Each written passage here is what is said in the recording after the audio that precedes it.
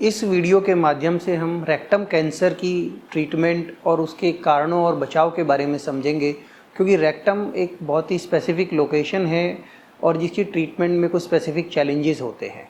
Rectum बड़ी आंत का सबसे लास्ट का पार्ट होता है। इसका मेन फंक्शन स्टूल या मल को स्टोर करना होता है।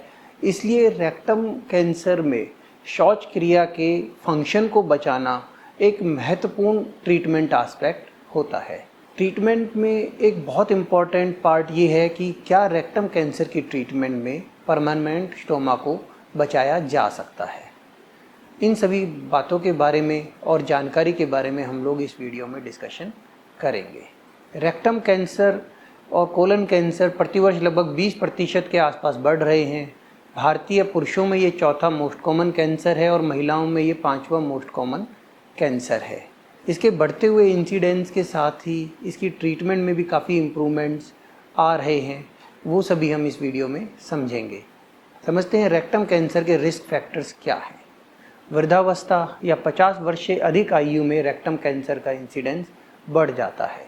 जिन लोगों को फैमिली हिस्ट्री है उनमें भी रेक्टम कैंसर का इंसिडेंस ज़्यादा होता है। आहार से रिलेटेड फैक्टर्स या भोजन संबंधित फैक्टर्स एक इम्पॉर्टेंट रोल प्ले करते हैं। हाई फैट और लो फाइबर वाली diet, processed food, processed meat, red meet, लगभग ये सभी आहार रिलेटेड फैक्टर 15 से 30% केसेस में रेक्टम कैंसर के रिस्क को बढ़ाते हैं। अल्कोहल रेक्टम कैंसर का एक इम्पॉर्टेंट रिस्क फैक्टर है। स्मोकिंग भी रेक्टम कैंसर के इंसिडेंस को बढ़ाता है। रेडिएशन एक्सपोजर भी इसके लिए एक फैक्टर बताया गया है। कुछ जेनेटिक म्यूटेशंस जैसे कि लिंच सिंड्रोम या फैमिलियल एडिनोमेटस पॉलीपोसिस भी रेक्टम कैंसर के इंसिडेंस को बढ़ाते हैं। कुछ इन्फ्लेमेटरी कंडीशंस या इन्फ्लेमेटरी बाउल डिसीज़ जैसे कि क्रोन्स डिसीज़ और अल्सरेटिव कोलाइटिस भी रेक्टम कैंसर के लिए एक रिस्क फैक्टर माने जाते हैं। क्योंकि कोलन और रेक्टम कैंसर का इंसिडेंस बढ़ रहा है, इसलिए इन कैंसर की स्क्रीनिंग के लिए कुछ गाइडलाइंस कुछ सोसाइटीज़ द्वारा रिकमेंडेड की गई हैं और धीरे धीरे जिस एज में ये शुरू करनी चाहिए उसको 40 से 50 वर्ष तक की एज ग्रुप की तरफ भी एडवाइस किया जा रहा है। स्क्रीनिंग के लिए कुछ टेस्ट होते हैं जो स्टूल बेस्ड होते हैं, जैसे कि फीकल ऑकल्ट ब्लड टेस्ट और फीकल इम्यूनोहिस्टोकेमिकल टेस्ट। वर्ष में एक बार करने से कोलन और रेक्टम कैंसर से होने वाली मॉर्टेलिटी को 30% तक कम किया जा सकता है। दूसरे हैं कोलोनोस्कोपी टेस्ट, जो एंडोस्कोपी होती है और बड़ी आंत की जांच करती है। 10 वर्ष में एक बार कोलोनोस्कोपी करने से रेक्टम कैंसर से होने वाली मृत्यु को लगभग 40% तक कम किया जा सकता है। जो लोग किसी वजह से कोलोनोस्कोपी नहीं करा सकते हैं वो वर्चुअल कोलोनोग्राफी या सीटी स्कैन से जो चेक करते हैं उसकी कोलोनोग्राफी को 5 वर्ष में एक बार करा सकते हैं। अब समझते हैं उन सिम्टम्स को जो रेक्टम कैंसर की वजह से हो सकते हैं। रेक्टम से रक्त स्राव होना या ब्लीडिंग होना, जो कि सबसे कॉमन सिम्टम है। पेट में दर्द होना या अपच होना या किसी तरह की डिस्कम्फर्ट होना। पेट की रेगुलर नियमित आदतों में बदलाव आना, जैसे कि लूज मोशन या कॉन्स्टिपेशन, जो कि ठीक नहीं हो रहे हैं और एक लंबी अवधि से अधिक समय के लिए है। असामान्य वजन का घटना या कमजोरी का महसूस होना। जब रेक्टम कैंसर बड़ा हो जाता है तो आंत को कंप्लीट रोक भी सकता है, जिसे इंटेस्टाइनल ऑब्स्ट्रक्शन कहते हैं, जिससे स्टूल पास करने में या गैस पास करने में परेशानी होती है। एडवांस स्टेज के अंदर रेक्टम कैंसर दूसरे ऑर्गन्स को भी इन्वॉल्व कर लेता है, जिनमें पास में जैसे कि पेशाब की थैली, यूरिनरी ब्लैडर है, या दूसरे ऑर्गन्स जैसे कि लीवर, लंग्स, बोन्स, तो इनसे रिलेटेड पेन या सिम्टम्स को भी प्रोड्यूस कर सकता है। अब समझते हैं वो इन्वेस्टिगेशंस जो रेक्टम कैंसर के डायग्नोसिस और उसकी स्प्रेड के बारे में सटीक जानकारियाँ देती हैं। फिजिकल एग्जामिनेशन और कोलोनोस्कोपी सबसे महत्वपूर्ण एग्जामिनेशन है।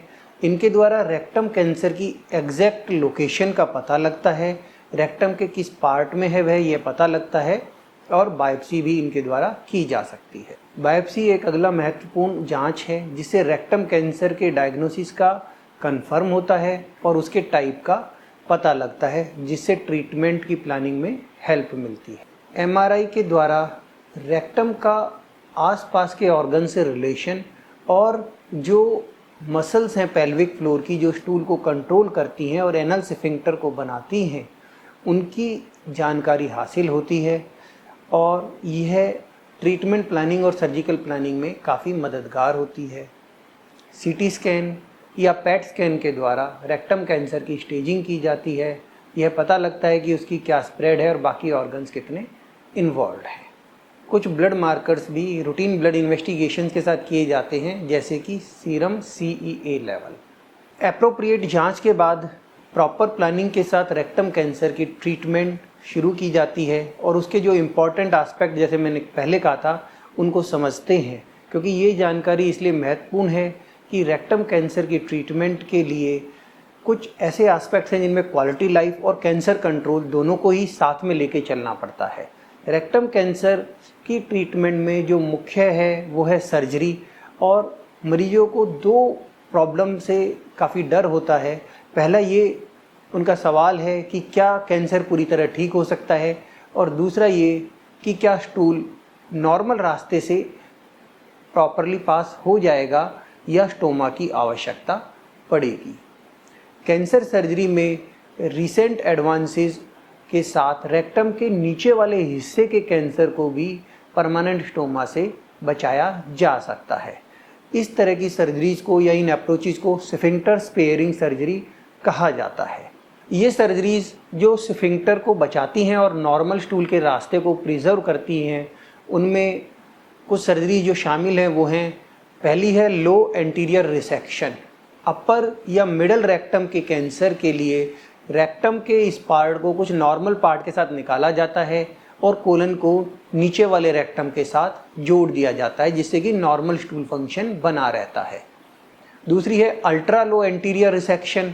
इस सर्जरी के अंदर रेक्टम को काफ़ी नीचे वाले पार्ट तक निकाला जाता है और जो कोलन है उसको एनल कैनाल के साथ जोड़ा जाता है ताकि नॉर्मल फंक्शन बना रहे। तीसरी है इंटरस्फिंक्टर रिसेक्शन।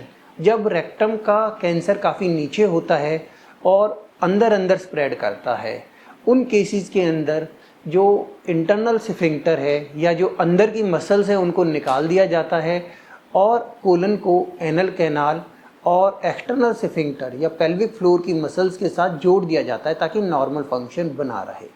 रेक्टम कैंसर के अंदर सर्जरी में जितने नीचे वाले पार्ट के साथ हम सर्जरी करते हैं और जोड़ते हैं, उन केसेस के अंदर एक टेम्परेरी डाइवर्जन स्टोमा बनाया जा सकता है ताकि नीचे वाले पार्ट को हीलिंग का समय मिल जाए, और जब वो हील हो जाता है तो इस टेम्परेरी स्टोमा को क्लोज कर दिया जाता है।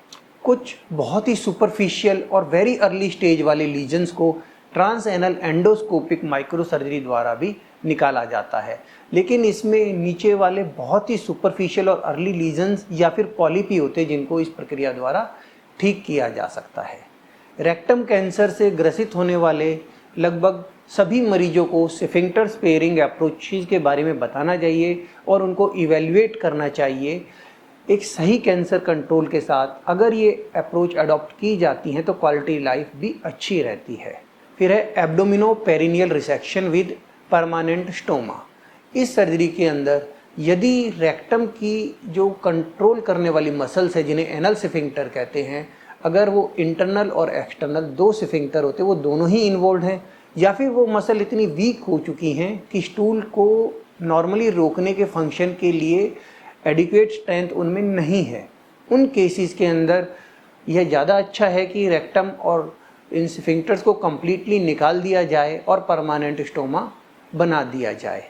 एक पुरानी कहावत है कि limb over the कॉस्मेसिस and life over the limb, मतलब कैंसर को पूरी तरह से निकालना सबसे पहला टारगेट है। कैंसर को कॉम्प्रोमाइज़ करके अगर परमानेंट स्टोमा को बचाया जाता है तो वो एडिक्वेट सर्जरी नहीं है। इसलिए पहला एस्पेक्ट कैंसर कंट्रोल ही सबसे इम्पॉर्टेंट है, और इसके अलावा अगर नॉर्मल रास्ते में पुअरली कंट्रोल्ड अगर फंक्शन है तो वो परमानेंट स्टोमा से अच्छा नहीं होता है। एक properly controlled permanent stoma poor normal function से काफ़ी अच्छा होता है, क्योंकि उसके साथ भी क्वालिटी ऑफ लाइफ को अच्छे से मेंटेन किया जा सकता है। जब कोलन और रेक्टम में मल्टीपल पार्ट्स में कैंसर होता है तो टोटल प्रोक्टोकोलेक्टमी और स्मॉल इंटेस्टाइन को एनल कैनल के साथ जोड़कर इलियो एनल एनास्टोमोसिस भी किया जा सकता है। ये कुछ जेनेटिक म्यूटेशंस या मल्टीपल साइट्स पे अफेक्टेड पॉलिप या कैंसर के केसेस में करते हैं। ये सभी सर्जरियां हम ओपन, लेप्रोस्कोपी या रोबोटिक अप्रोच के साथ भी कर सकते हैं। इन सर्जिकल एस्पेक्ट्स के साथ अभी रेक्टम कैंसर की मैनेजमेंट एक मल्टी मॉडलिटी ट्रीटमेंट है। जब तक कि कैंसर बहुत ही अर्ली स्टेज का ना हो, तब इन केसेस के अंदर लो रेक्टम कैंसर में स्पेशली कीमोथेरेपी और रेडिएशन थेरेपी को सर्जरी से पहले देते हैं, जिसे नियो एडजुवेंट कीमोथेरेपी और रेडियोथेरेपी कहा जाता है। ये लोकल कंट्रोल और लॉन्ग टर्म कंट्रोल के लिए भी काफ़ी हेल्पफुल होती हैं और कुछ केसेस में डिसीज़ को कम करती हैं और जो डिसीज़ के सराउंडिंग मार्जिन है उनको भी क्लियर करने की कोशिश करती है। जब कैंसर स्टेज 4 में होता है और कुछ लिमिटेड जगह पे होता है, तो फिर हम जैसे कि लीवर में या लंग में एक सिंगल साइट पे मेटास्टेटेक्टमी भी कर सकते हैं। और जब ये कैंसर सिर्फ पेरिटोनियम या एब्डोमेन की कवरिंग में स्प्रेड होता है, तब सर्जरी के साथ, जिसे साइटोरेडक्टिव सर्जरी और रेक्टम के साथ जो निकालने के लिए हम सर्जरी करते हैं, एंटीरियर रिसेक्शन या लो एंटीरियर रिसेक्शन, उसके साथ हाइपरथर्मिक इंट्रापेरिटोनियल कीमोथेरेपी, हाईपेक सर्जरी जिसमें हाई टेम्परेचर पर कीमो एब्डोमेन में दी जाती है, वो भी साथ में कुछ केसेस के अंदर प्रॉपर सिलेक्शन के बाद किया जा सकता है। स्टेज 4 में ज़्यादा डिसीज़ होती है, उन केसेस के अंदर पैलिएटिव फॉर्म में कीमोथेरेपी या टारगेटेड थेरेपी या इम्यूनोथेरेपी को दिया जाता है, जो डिसीज़ को कुछ हद तक कंट्रोल करती हैं और लाइफ प्रोलोंगेशन और सिम्टम के कंट्रोल में भी हेल्पफुल होती है। तो इस तरह से हमने समझा रेक्टम कैंसर में काफ़ी एडवांसेस हुई हैं और अच्छे कैंसर कंट्रोल के साथ एक अच्छी क्वालिटी ऑफ लाइफ को भी अडॉप्ट किया जा सकता है। इस बढ़ते हुए कैंसर के कुछ प्रिवेंटिव एस्पेक्ट भी समझने ज़रूरी हैं, जैसे कि एक वेट कंट्रोल करना और एक्टिव लाइफस्टाइल और नियमित व्यायाम रखना, अल्कोहल और टोबैको को बचना, junk food, low fibre diets, processed food, processed meat, red meat, इन सब चीज़ों को अवॉइड करना, एक प्लांट बेस्ड फ्रूट्स और वेजिटेबल्स रिच डाइट, फाइबर से रिच डाइट इस कैंसर के प्रिवेंशन में हेल्पफुल होती है। यदि रेक्टम कैंसर से रिलेटेड कोई भी डाउट है या उसके ट्रीटमेंट एस्पेक्ट में कुछ समझना है, तो आप हमको ईमेल या व्हाट्सएप के द्वारा संपर्क कर सकते हैं। Thank you.